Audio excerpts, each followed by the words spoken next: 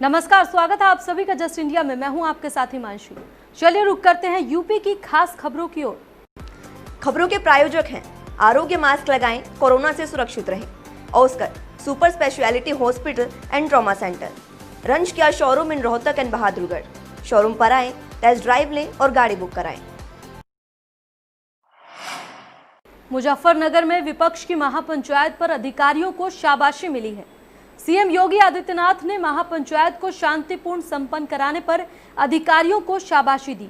ACS home Awanish Awasthi के guidance में ये काम हुआ था। बता दें कि महापंचायत में करीब 10,000 लोग पहुंचे थे।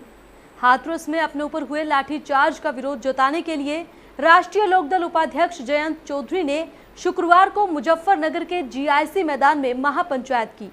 जिले में धारा 144 प्रभावी होने के बावजूद ट्रैक्टर, ट्रॉली, बस और अन्य वाहनों से यूपी, राजस्थान और हरियाणा के तमाम रालोद कार्यकर्ता इस महापंचायत में शामिल हुए। जयंत चौधरी द्वारा बुलाई गई महापंचायत को सपा, कांग्रेस के अलावा भारतीय किसान यूनियन और 36 खाप मुखियाओं का समर्थन भी मिला। जयंत चौधरी ने हाथरस में अपने ऊपर हुए लाठीचार्ज को किसानों की अस्मिता और उनके गौरव से जोड़कर योगी सरकार पर हमला बोला। उन्होंने मंच से लाठी लहराई। यूपी के हाथरस जिले में गैंगरेप पीड़िता के रात में दाह संस्कार को लेकर सवाल उठे थे। 19 साल की पीड़िता के शव को रात में ही जला दिया गया था।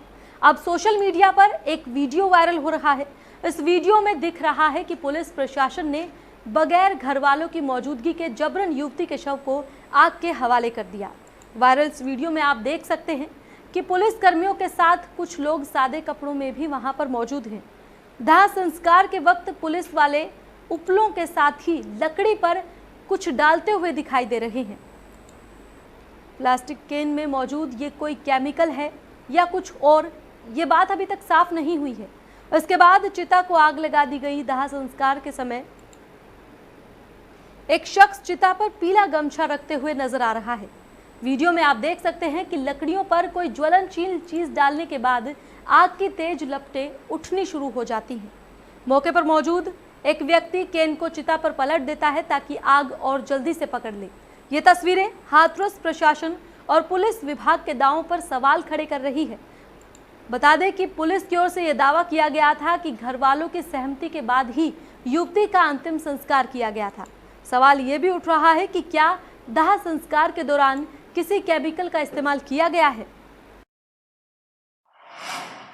इलाहाबाद हाईकोर्ट ने राज्य सरकार से कहा कि वो प्रदेश के सभी नगरों में खाने का सामान बनाने और बेचने वाले दुकानदारों से लिखित आश्वासन लें कि वे कोविड नियमों का पालन करते हुए कार्य करेंगे और मास्क नहीं पहनने वाले किसी भी ग्राहक को सामान नहीं देंगे, ना ही उन्हें दुकान में आने देंगे। कोर्ट ने पुलिस को स्वयं मास्क पहनने और लोगों को अनिवार्य रूप से मास्क पहनकर सामाजिक दूरी का पालन कराने का निर्देश दिया। यह आदेश न्यायमूर्ति सिद्धार्थ वर्मा और न्यायमूर्ति अजित कुमार की खंडपीठ ने कोरोना की स्थिति की निगरानी और सिविल लाइंस प्रयागराज की पार्किंग को लेकर कायम जनहित याचिकाओं की सुनवाई करते हुए दिया है। इसके अलावा कोर्ट ने कोरोना से बचाव के लिए प्रदेश के सभी सरकारी विभागों के प्रमुखों को निर्देश दिया कि वो अपने मातहित कर्मचारियों को सपरिवार मास्क अनिवार्य रूप से पहनने की प्रतिदिन याद दिलाते रहें। याचिका की अगली सुनवाई 14 अक्टूबर को होगी। आगरा की हवा में प्रदूषण का स्तर बढ़ जाने से यह खराब की श्रेणी में आ गई है। आसपास पराली जलाए जाने और शहर में खुदाई से धूल उड़ने के कारण एयर क्वालिटी इंडेक्स 209 पर पहुंच गया है। हरियाणा और पश्चिमी उत्तर प्रदेश के सभी जिलों में प्रदूषण तेजी से बढ़ रहा है। टीटीजेड के सदस्य इंजीनियर उमेश शर्मा ने यह बताया कि ताज नगरी में सभी प्रमुख सड़कों पर सीवर, पानी, यूटिलिटी डक्ट के लिए खुदाई का काम चल रहा है। धूल कणों की मात्रा हवा चलने पर लोगों का दम फुला रही है। वहीं अधजले कूड़े के कारण हवा में ब्लैक कार्बन की मौजूदगी भी ज्यादा है। इस सीजन में पराली जलाने के कारण एकाएक प्रदूषण में बढ़ोतरी होती है और आसपास पराली जलाए जाने और शहर में खुदाई से धूल उड़ने के कारण एयर क्वालिटी इंडेक्स 209 पर पहुंच गया है। हरियाणा और पश्चिमी उत्तर प्रदेश के सभी अन्य जिलों में भी प्रदूषण तेजी से बढ़ रहा है। 17 अक्टूबर से पुनर्बहाल हो रही लखनऊ नई दिल्ली वाया कानपुर सेंट्रल तेजस एक्सप्रेस में फ्री सुविधाएं जारी रहेंगी। कोरोना काल में 7 महीने बाद चल रही इस ट्रेन में सभी यात्रियों का बीमा होगा और कोरोना सेफ्टी किट दी जाएगी। कोरोना सेफ्टी किट के तहत सभी यात्रियों को face mask, face shield, hand sanitizer और हैंड ग्लव्स दिए जाएंगे। इसके साथ ही तेजस के यात्रियों के लिए पहले से खाना और पेय पदार्थ मुफ्त दिए जाते थे, वो सुविधाएं भी जारी रहेंगी। असीमित चाय और आरओ वाटर यात्री ट्रेन होस्टेस से मांग सकते हैं। IRCTC ने तेजस एक्सप्रेस के लिए रिजर्वेशन कराने की सुविधा गुरुवार सुबह 8 बजे से शुरू कर दी है। कानपुर से नई दिल्ली का किराया चेयर कार में 1092 रुपये और एग्जीक्यूटिव चेयर कार का किराया 2226 रुपये है। चेयर कार में 17 अक्टूबर से करीब 400 सीटें और एग्जीक्यूटिव चेयर कार में 26 सीटें खाली हैं। सीटें कम बचने पर फ्लेक्सी फेयर के तहत किराया महंगा होगा। तेजस में सीट की बुकिंग एक सीट छोड़कर होगी। ऐसा संक्रमण से बचाव के मद्देनजर किया जाएगा। पीलीभीत की कोतवाली पूरनपुर के ग्राम घुंगचाई पुलिस चौकी पर पुलिस इंस्पेक्टर सुरेश कुमार सिंह द्वारा एक बैठक का आयोजन किया गया, जिसमें ग्राम प्रधान सहित ग्रामीण उपस्थित रहे। इस बैठक में पुलिस इंस्पेक्टर सुरेश कुमार सिंह द्वारा ग्राम प्रधानों और ग्रामीणों से पराली ना जलाने के संबंध में जानकारी दी गई और किसानों को ये भी बताया गया पराली जलाने के कारण वायु प्रदूषण होता है, जिससे अनेक प्रकार की बीमारियां उत्पन्न होती हैं, जिसके चलते आम जनमानस को मुश्किलों का सामना करना पड़ता है। और साथ ही ये भी बताया कि अपने आस पड़ोस के किसानों को पराली ना जलाने को लेकर जागरूक करें। वहीं दूसरी ओर शासन प्रशासन के कड़े निर्देशों के बावजूद पीलीभीत में किसान ने पराली जला डाली, जिस पर जिलाधिकारी पुलकित खरे ने सख्ती दिखाते हुए किसान पर FIR दर्ज करा दी है। वहीं लेखपाल सचिव, चौकी प्रभारी और किसान सहायक को निलंबित भी कर दिया गया है। तहसीलदार और थाना अध्यक्ष अमरिया की लापरवाही के चलते चेतावनी भी जारी की गई। जिलाधिकारी बीते कई दिन पराली को लेकर मुख्यालय से लेकर गांव तक मीटिंग कर रहे हैं और उसके बावजूद भी इस तरह की घटनाओं से जिलाधिकारी नाराज हैं। मामले में पूर्व खाद्य और रसद राज्य मंत्री सपा सरकार हेमराज वर्मा का ये कहना है कि किसानों को हर तरीके से परेशान किया जा रहा है।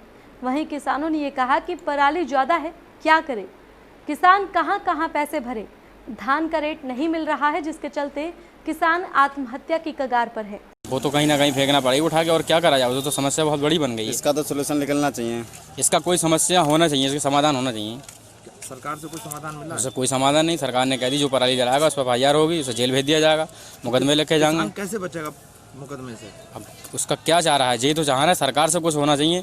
पराली को लेके लगातार जनसमूहों के बीच में जाके, किसान भाइयों के बीच में जाके, ब्लॉक स्तर पे, तहसील स्तर पे, लेखपालों के माध्यम से, SDMs के माध्यम से बैठकें करी जा रही हैं। उनको जागरूक करा जा रहा है। पिछले 15 दिनों से ये बैठकें करी जा रही थी, ये जागरूक करने के लिए कि किसी भी हाल में पराली को जलाएं ना। उसके कई विकल्प हैं। पराली को काट के गौशाला पे पहुंचाने पे धनराशि भी मिलेगी। पराली को हम लोग डिकम्पोजर की मदद से नष्ट कर सकते हैं। पराली को हम लोग मल्चर जैसे यंत्र करके वापस जमीन में उसको भेजा जा सकता है। किसानों को पराली के नाम पर सारे अधिकारियों को निर्देशित किया है। आज उसी क्रम में हमारे पीलीभीत जनपद में एक किसान पर FIR लिखी गई है, कल पहली FIR इस साल की, और उसका ट्रैक्टर सीज कर दिया गया, उसके वाहन सीज कर दिए गए, उसको परेशान किया जा रहा है, जुर्माना लगा दिया गया। आज किसान तमाम सारी चीजों से जूझ रहा है, गन्ने का भुगतान उसे आप दे नहीं पा रहे हो। पराली फसलों के अवशेष नष्ट करने का कोई इंतजाम आप कर नहीं पाए, उसके लिए एक्स्ट्रा कुछ आप उसे कोई फायदा तो आप पैसा तो उसे दे नहीं पा रहे हो, आप समर्थन मूल्य तक आप दे नहीं पा रहे हो। यूपी के बांदा जिले में सनसनीखेज मामला सामने आया है। यहां पर शुक्रवार को बबेरू कस्बे में रहने वाले एक शख्स ने अवैध संबंधों के शक में अपनी पत्नी पर फरसे से वार कर उसका सिर धड़ से अलग कर दिया। इस दौरान आरोपी ने कथित प्रेमी पर भी फरसे से हमला किया, जिसमें वो घायल हुआ है। उसे अस्पताल में भर्ती करवाया गया है। वहीं वारदात को अंजाम देने के बाद आरोपी पति बाल पकड़ते हुए कटा सिर हाथों में लेकर थाने पहुंचा, जहां उसे देखकर अफरा तफरी मच गई। पुलिस ने आरोपी को गिरफ्तार कर लिया है। ये हैरान करने वाली घटना बबेरू थाना क्षेत्र अत्रा रोड की है। कोतवाली पहुंचे आरोपी किन्नर यादव ने यह बताया कि उसकी पत्नी विमला का अवैध संबंध बगल में रहने वाले रवि से चल रहा था। उसने कई बार पत्नी को इस रिश्ते को तोड़ने के लिए समझाया था, फिर भी जब वो नहीं मानी तो पत्नी का सिर काट दिया। वहीं पड़ोसियों का ये कहना है कि सुबह पति पत्नी में विवाद हुआ और पति किन्नर यादव फरसा लेकर पहले प्रेमी रवि पर वार करने के लिए दौड़ा। पत्नी ने जब बचाव किया तो उसने पत्नी विमला के पैर में फरसा मारा और फिर गर्दन काट दी। ये नज़ारा देखकर आस पड़ोस और रिश्तेदार दहशत में आ गए। और अपनी जान बचाने के लिए यहाँ वहाँ छुप गए। इसके बाद किन्नर यादव पत्नी का सिर लेकर सीधे पुलिस के पास कोतवाली पहुंचे। इस घटना से पूरे बबेरू कस्बे में सनसनी फैल गई है। शक में अपनी पत्नी का हत्या करके उसका कटा हुआ सर लेकर के सुबह करीब 8:30 बजे थाना बबेरू पहुंचा और उससे पूछताछ पर जानकारी हुई कि उसका अपने बगल का पड़ोसी रविकांत नाम का एक व्यक्ति है, उससे उसके पत्नी के अवैध संबंध है, जिसके शक में उसने अपने पत्नी की हत्या की है और उसने रविकांत पर भी खुरपी से पर वार किया है और उसको अस्पताल में उसका इलाज चल रहा है। इस संबंध में थाने पर जो है आवश्यक विधिक कार्रवाई की जा रही है। कोरोना महामारी से लड़ने के लिए आरोग्य मास्क लाया है आपके लिए सबसे आधुनिक मास्क। इसके साथ ही आपको मिलेगी आधुनिक पीपीई किट, वो भी बहुत ही सस्ते रेट पर। contact@arogyamask.com पर जाएं और हमसे संपर्क करें या फिर www.arogyamask.com से जुड़ें। इसके साथ ही आप हमें कॉल कर सकते हैं। हमारा पता है Anand international, plot number 181, sector 25, Panipat, Haryana.